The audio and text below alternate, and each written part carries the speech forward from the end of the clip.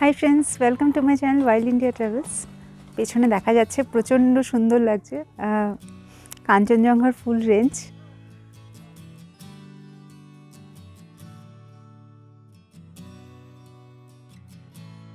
যথেষ্ট খরা, প্রচণ্ড। ওই একটা পাখি আছে নিচে।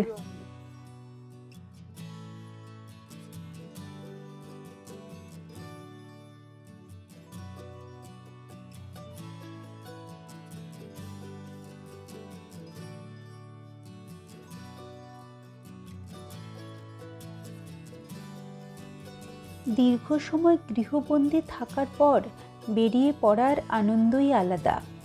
আর ডেস্টিনেশন যদি পাহাড় হয় তাহলে সেই আনন্দ দ্বিগুণ হয়ে যায়। এবারের গন্তব্য ছিল উত্তরবঙ্গের বেশ কয়েকটি জায়গা।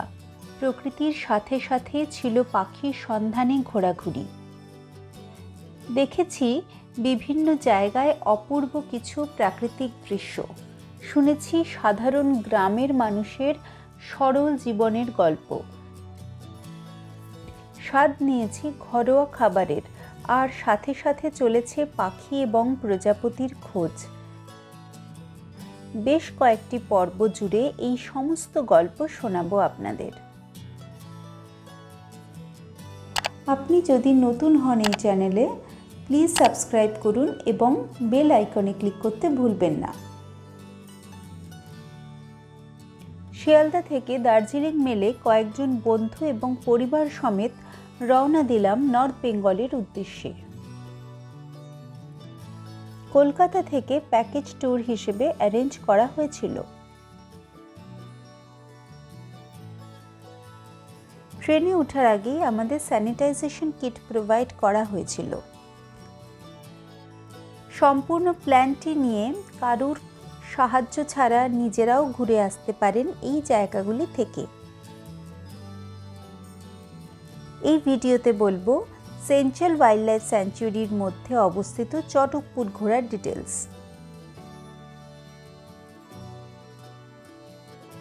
আমরা 2টি রাত ছিলাম এখানে।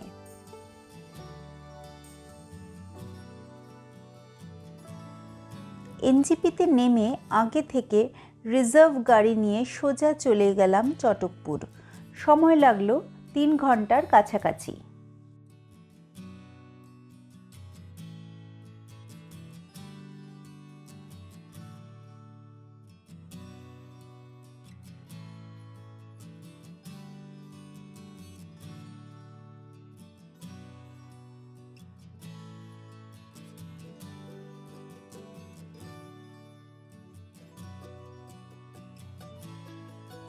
চটকপুর সেঞ্চুয়াল ওয়াইল্ড লাইফ স্যাঞ্চুয়ারির মধ্যে অবস্থিত, তাই প্রতিদিন মাথাপিছু 120 টাকা এন্ট্রি ফি দিতে হয়।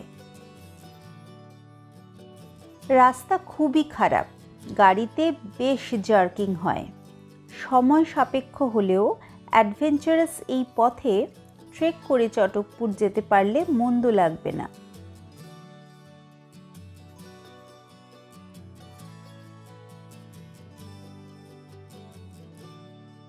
প্রায় 7,800 ফিট উচ্চতায় অবস্থিত চটকপুর গ্রামে মাত্র 19টি পরিবার বসবাস করেন। এদের প্রাথমিক জীবিকা কৃষি এবং পশুপালন হলেও এখন অনেকেই হোমস্টে তৈরি করেছেন।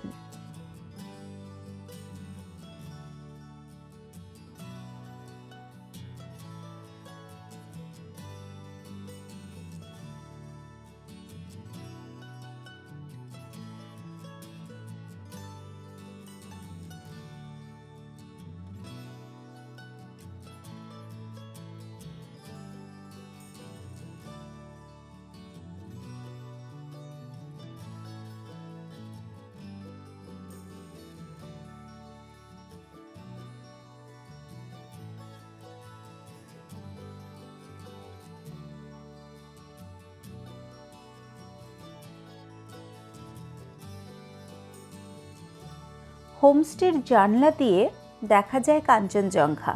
ক্ষণে ক্ষণে বদলে যায় তার রূপ।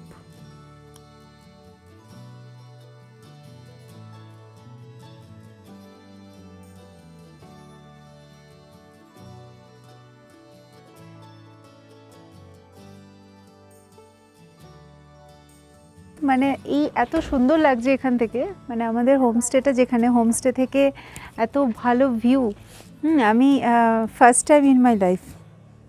তো আর এখানে প্রচুর বাটারফ্লাইজও আছে। পাখি এখনও কিছু চোখে পড়েনি, হয়তো কালকে সকালবেলা, আমি জাস্ট কিছুক্ষণ আগেই ঢুকেছি, হয়তো কালকে সকালবেলা কিছু বার্ডিং হয়েই যাবে। এসো, চলে এসো, আসতে পারবে? হোমস্টের বাইরে বসে আছি, এই হোমস্টে বাইরে এরকম একটা বসার জায়গা আছে, এখানে বসে আছি। এখান থেকে বসে আর কি একদম সোজাসুজি Kanchenjunga straight up in your face. তো আসার সময় রাস্তা খুব খারাপ ছিল, বেসিক্যালি রাস্তা সেরকম ছিলই না, পাথুরে বোল্ডারের মতন। তবে আমার খুব ভালো লাগছিলো, কারণ খুব ক্লিন রাস্তা বা পরিষ্কার রাস্তা হওয়ার থেকে এই যে ওয়াইল্ড ব্যাপারটা, এটা আমার খুব পছন্দ।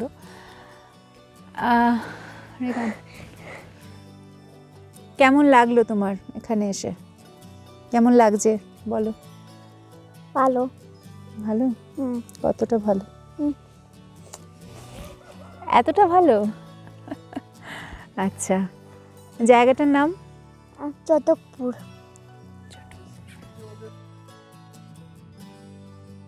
হোমস্টেতে ঢুকে ফ্রেশ হয়ে লাঞ্চ করে নিলাম গরম গরম সরু চালের ভাত, ডাল, আলু মাখা, বিনস, ঢ্যাঁড়স ভাজা এবং ডিমের কারি দিয়ে।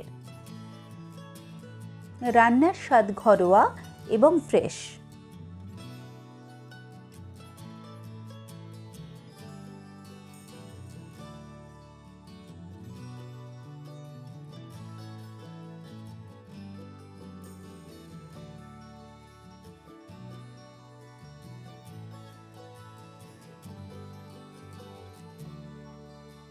এদিন পায়ে হেঁটে ঘুরে নেওয়া যায় ছোট্ট চটকপুর গ্রাম,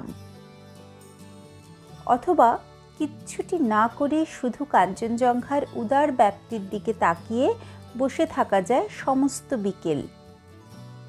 বন্ধুদের সাথে চটকপুর বেড়াতে এসেছি, এটাই প্রথমবার। এখানে এসে আমার ভীষণ ভালো লাগছে।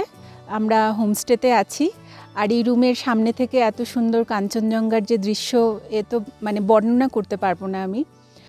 রাতের মায়াবী জ্যোৎস্নায় পাহাড়ের রূপ যেন আরও রহস্যময়ী। জোনাকির মতন অন্ধকার পাহাড়ের গায়ে মিটমিট করে জ্বলে থাকে দূরের দার্জিলিং, গ্যাংটক, নামচির মতন শহর। চটকপুরের সানরাইজ বেশ বিখ্যাত। হোমস্টে থেকে পাহাড়ি পথে সিঁড়ি বেয়ে উঠে সানরাইজ পয়েন্ট অবধি পৌঁছানো যায়। Good morning friends.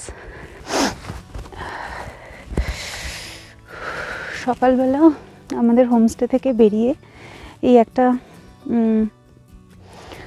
একটা উঁচু নিচু একটা রাস্তা আছে, এই রাস্তা দিয়ে যাচ্ছি। মানে আমাদের এইখান থেকেও কাঞ্চনজঙ্ঘা দেখা যায়, কিন্তু আরেকটু উপরে উঠছি আরেকটু বেটার ভিউর জন্য।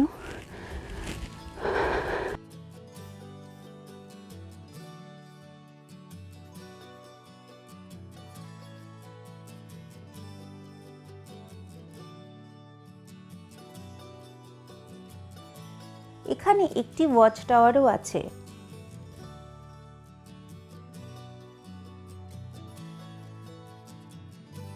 সূর্যোদয় ও কাঞ্চনজঙ্ঘার রক্তিম আভায় নিজেকে মুড়ে ফেলার অপূর্ব দৃশ্যের সাক্ষী হলাম এদিন।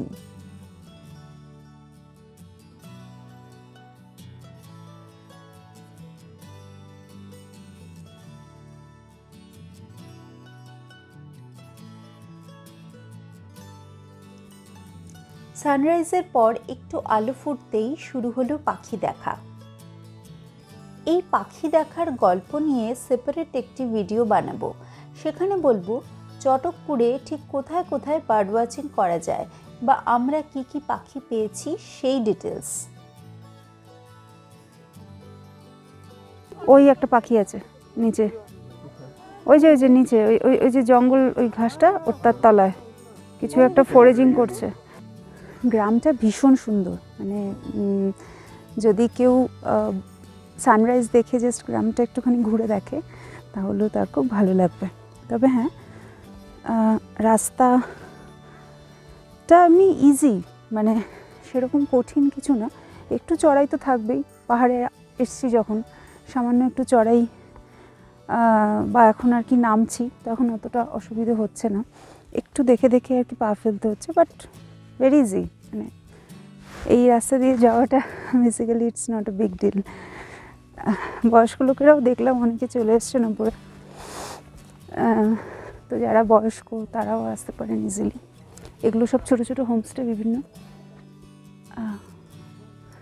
খুব সামান্য কিছু মানুষের বাস এই চটকপুর গ্রামে, এবং তার মধ্যে অনেকগুলোই আর কি তারা একটুখানি অ্যাকোমোডেট করে ট্যুরিস্টকে অ্যাকোমোডেশন দেওয়ার চেষ্টা করছেন, একটুখানি স্পেস করে।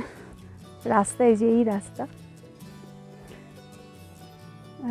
অতি কষ্টে আর কি যাচ্ছে ও, আমিও বাবা এখানটা কিছু খাড়াই, একটু গ্রিপ আছে এরকম জুতো পরে আসতে হবে। অবশ্যই চটি পরে আর কি আসা যাবে না, চটি বা ফ্ল্যাট জাতীয় কিছু গ্রিপওয়ালা জুতো ছাড়া অসুবিধে। একটু নিচের দিকে আছে ঘন পাইন বন। এই পথে কিছুটা হেঁটে গেলে পরে পুকুরি।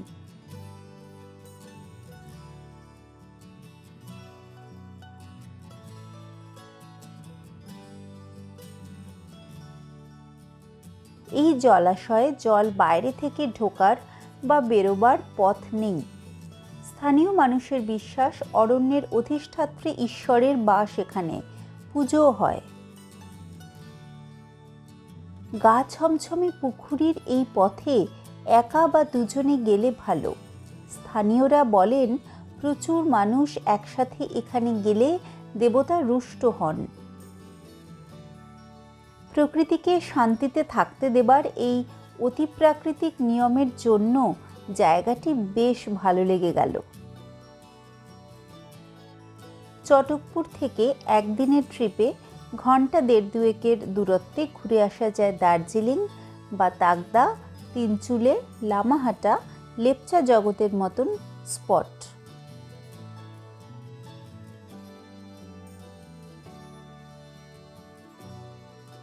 এবারের ট্রিপে কথা বলেছি সব জায়গায় মহিলা হোমস্টে ওনারদের সাথে। নারী ও প্রকৃতি একে অপরের সাথে নিবিড় যোগসূত্রে আবদ্ধ।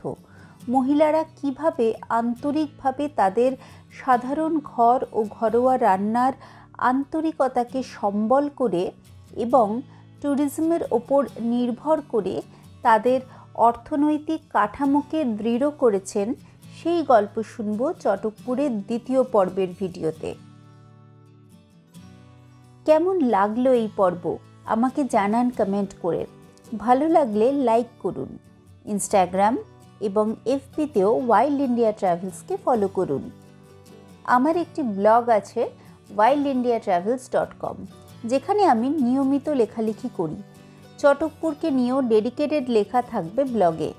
প্লিজ আমার ব্লগে সাবস্ক্রাইব করুন সমস্ত লেখার নোটিফিকেশন পাওয়ার জন্য।